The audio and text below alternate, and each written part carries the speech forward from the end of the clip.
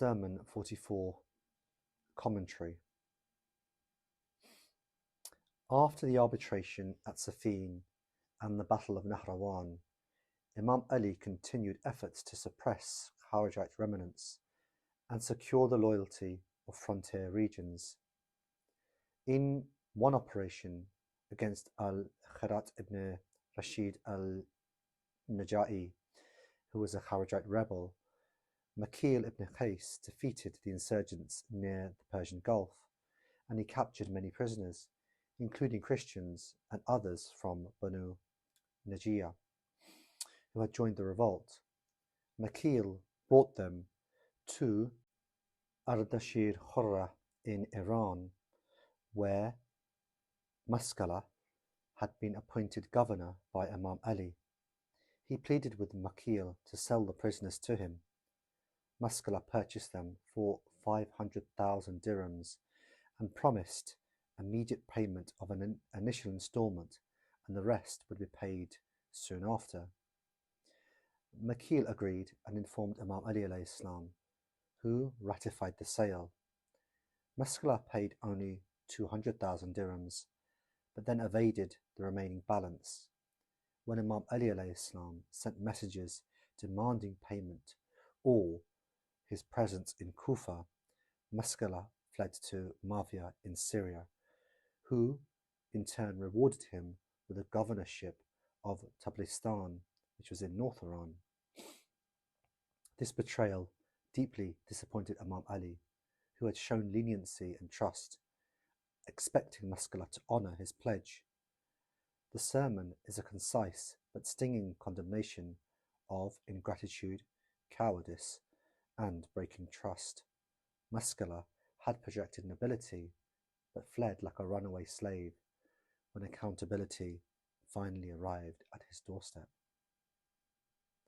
Ibn Maytham al-Bahrani, in his explanation of this sermon, states, when Imam Ali mentions the term, he acted like the noble but fled away like a slave, is a devastating contrast. Maskala outwardly displayed generosity and honour, buying prisoners to free them or gain prestige, but when the time actually came to fulfill his financial obligations, he revealed his true character, which was cowardice and treachery. Imam Ali states, before his admirer could speak, before his eulogist could testify, means Maskala destroyed his own reputation before it could even be praised. His flight silenced any positive talk and turned admiration into condemnation. When Imam Ali states, if he had stayed behind, we would have taken and waited, shows Imam Ali's forbearance, hilm, and justice. He would have accepted partial payment and granted time for the rest, reflecting Imam Ali's policy of leniency towards debtors who remain honest and present. Allama al-Majlisi in his Bihar quotes narrations emphasizing that breaking a pledge, especially a financial or a verbal pledge, is a major sin and a mark of hypocrisy. Maskala's flight to Muawiyah exemplifies those who abandon the rightful Imam for worldly gain, a pattern seen among many tribal leaders during the fitna. The Imam's words are not mere anger, but a sorrowful exposure of ingratitude. Maskala had benefited from Imam Ali's trust and authority, yet betrayed it when tested. This incident is cited as evidence of Imam Ali's patience and justice, even towards those who wronged him. He offered ease of repayment rather than harsh enforcement. Allama Muhammad Hussain Tabatabai believes this sermon exposes the inner contradiction of those who seek worldly honour without inner integrity. Maskala wanted the appearance of nobility by buying prisoners, but he lacked the substance, fulfilling his pledge. True nobility is proven in adversity and accountability, not in showy acts.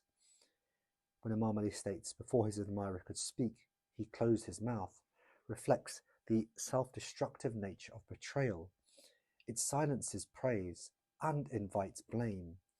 Imam Ali's willingness to wait for payment illustrates the ethical principle of gentleness and insaf, fairness, even towards debtors and opponents, as long as they remain within the bounds of honesty. Shaheed Ayatollah Sayyid Ali Khamenei, in his discussions of the Nahj al-Balagha, emphasizes the principle of wafa bil ahad, fulfillment of pledge, and the danger of seeking worldly gain through betrayal. He describes Maskala's action as a classic example of those who display outward nobility but flee when responsibility arrives, a warning against superficial piety or leadership that collapses under pressure. Khamenei highlights Imam Ali's response as a model of justice and forbearance, offering leniency when he says, "We would have waited for the balance," even to one who owed a debt, shows the Imam's preference for reconciliation over punishment, provided the person remains present and honest. In modern context, he applied it to leaders, officials, and individuals. Those who seek honor or position must prove it through reliability and fulfillment of trust.